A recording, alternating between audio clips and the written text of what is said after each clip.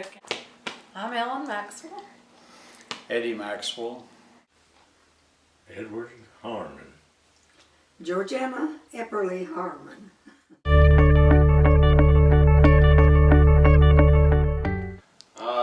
Zero right now. Yeah, he can do the math. I can't.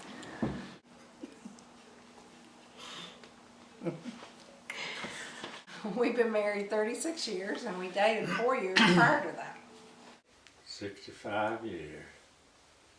I'm married. We'll be married 22 years and have 4 children. I've done a lot of volunteer work in this community.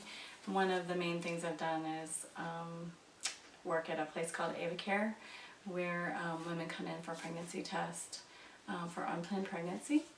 And I'm able to, because of that experience, talk to probably hundreds of women in the past 15 years that I've been there, just one-on-one about their relationships and the health of their relationships, and and watch through a lot of relationship difficulty with friends and in my own personal life. I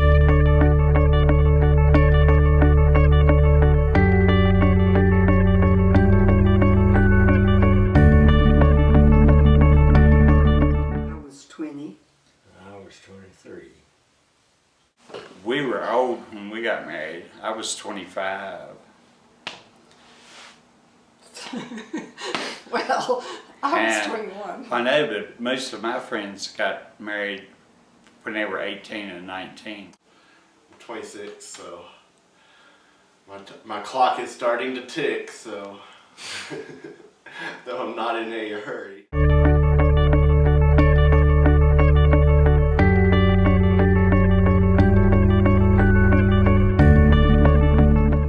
Oh, she's just a lovely person. All right, be honest. I did. Oh, that's sweet. Eddie has a lot of determination, and he's he's provided really well for his family. He's made that his goal, I think, in life, is to do his best for his family, and ambitious. He's really ambitious, and I think when I was young, that was the main thing I liked, was that he had ambition, and I knew that ambition would get us through. Oh, your mom was the same way. We both had similar goals. Well, he was kind and good, and if I did anything crazy, he never brought it up to me, and he just loved me no matter what I did. Sometimes some crazy things.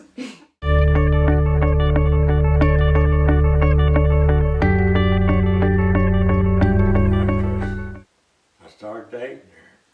It didn't take too long for me to want some hair. But we dated 3 years before we got married. One of the main things is working together. You each one have one aim for your marriage, and working together. That's, to me, is the thing, one of the most important things you need to do.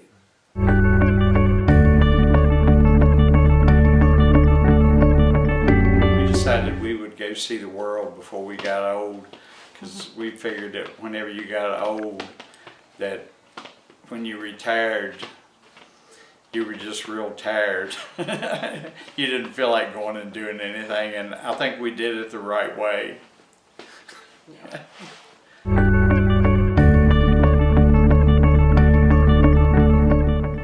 you answer that? Well, let's see, I thought of something, now I've forgotten it. Required to discuss. Well, The certainly. future, you discuss the future. Well, what in your future?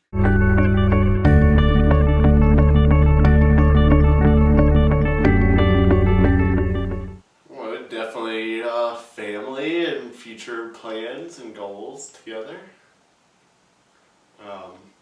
limits, obviously, you need to discuss that.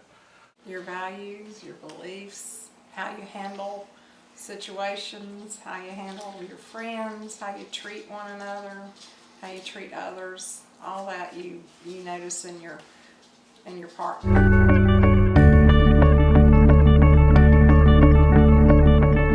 I think that what has been modeled to them as they've grown up as a relationship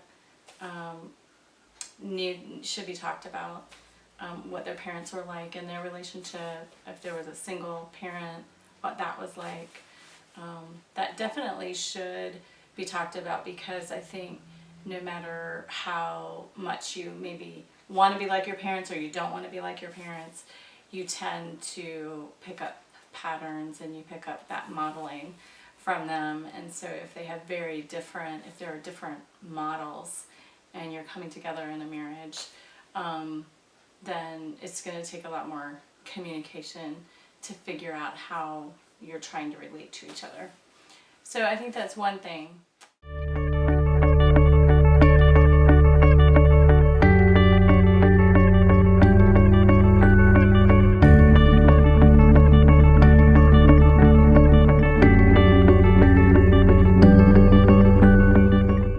Well, I think like both of our parents had good, strong marriages. They were, his parents and my parents both were committed to one another, and I think that set a wonderful example for us to follow. And I think too, maybe we saw some people whose marriages didn't last, and the hurt feelings that go on, and the disappointments and all. So I think we wanted to work hard to make ours last. I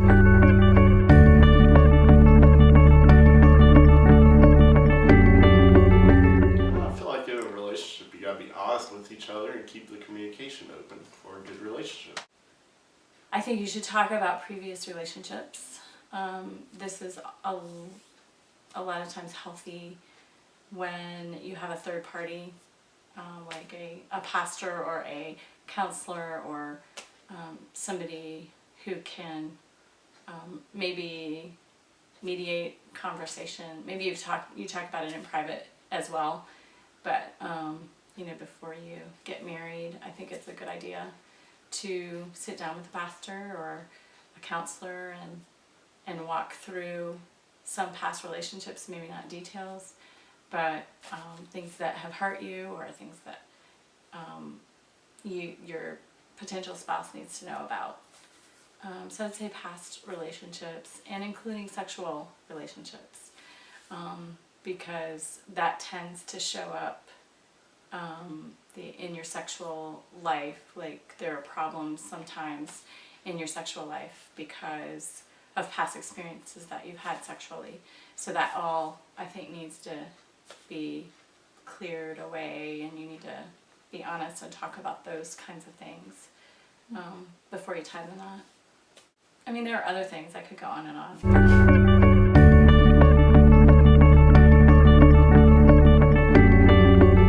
I mean, there's definitely finances and other things that you'll need to talk about.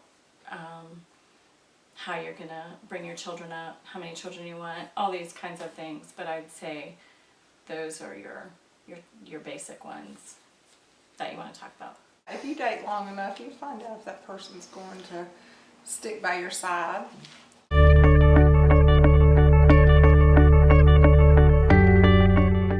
Mostly realize that it's a commitment, and it is a lifetime commitment, because when you get married, you make a promise. It's an oath that you take before God and family and friends, and your oath and your promise to one another is that you'll be true to one another, and you'll stick by one another's side through thick and thin until you die. And I think you need to take that seriously, and both people be on the same page about that. I think that when you address those topics, you're thinking long term about your relationship. You're looking back, but you're also looking forward. You're saying, okay, I've seen these mistakes and I don't want to repeat these mistakes in my marriage. Or I've made these mistakes and I want to learn from those and I want to move on. So I think that one of the biggest dangers about heading into a marriage is just short-term thinking and not really looking at yourselves as a unit and what do we want to be like as a unit. How do we want to plan for children? How do we want to plan for our future careers? And, you know, so I just think that it's really important to think long term, and some of what we do in our culture today I feel like is so, oh, it'll just happen to me and we'll just go with the flow and whatever happens, and it's kind of this romantic idea of you know, my Prince Charming will come and we'll just be, you know, attracted to each other and we'll be able to, you know, have this wonderful life together. But it's a little more complicated than that, and I think talking about those things helps you to make decisions before problems happen.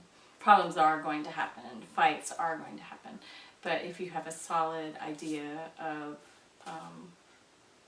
how you want your marriage to be, then those problems don't become huge. They're able to be worked out. I would say don't give up too soon. Yeah. Give things time. Get to know each other before you get married. I think people should give it more of a chance. Divorce is easy to come by these days, you know, really easy. And I think you just need to give it some more time and try to stick things out. I think there's like a false sense of how it's going to be. Yeah. And it's really not like that once you're married. And you have to be good communicators. You have to be able to tell one another how you're feeling about this or that. And I think, you know, you have to be friends and treat one another like a friend treats a friend. Yeah. Treat each other like you do your friends, not like you do husband and wife. I think communication is probably the most important thing to relationships. So you need to know who you're communicating and with, and how to interpret various signals from them, and that's probably the biggest piece of relationship advice and everything that I know of, to keep the communication open. They need to share each other when they go places. I mean, go together. If she goes somewhere, I go with her, and vice versa. And we've done that all our life. I mean, we go to the groceries together, we go to church together, different places. We go out to eat together. In our culture, they just kind of, things happen to them as opposed to saying, this is the kind of marriage that I want. And therefore, these are the things I'm going to do now to prepare for that. Those are the people who are happily married typically, as opposed to people who are just kind of sliding into a relationship. He's right. Don't rush into things. Wait until you're ready. But also, I think couples give up too soon sometimes. And even though when times get bad, where you have your valleys, things aren't going so well, stick it out, stick through it, because there's always better days. 4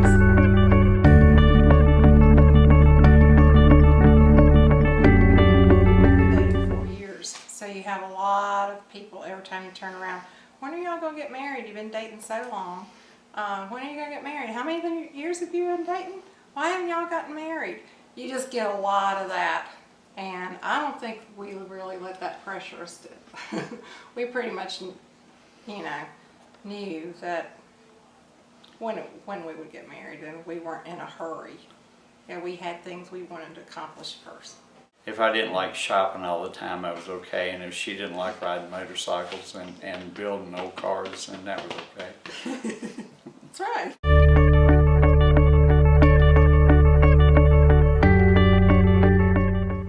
I would say take a communications class or read some books on how to communicate. That was the main thing that our premarital counselor focused on, is how to have a healthy fight, basically, and just how to respond to your spouse in a healthy way. I think that so many couples communicate like this, and she has good intentions, he has good intentions, and they completely miss the good intentions, and they don't give each other the benefit of the doubt.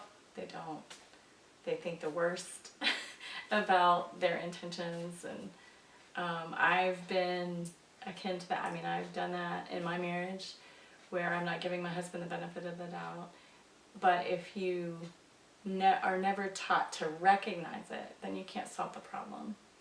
So I would say if there's any sort of marriage course or communications class, or what's the name of your class that you're taking right now? Communication and romantic relationships. Okay, communication and romantic relationships. If you could learn how to communicate in a healthy way, I think that's the number one,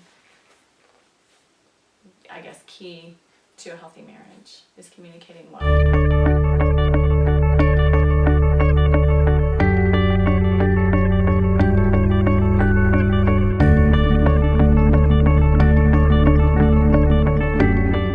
Technical difficulties, okay.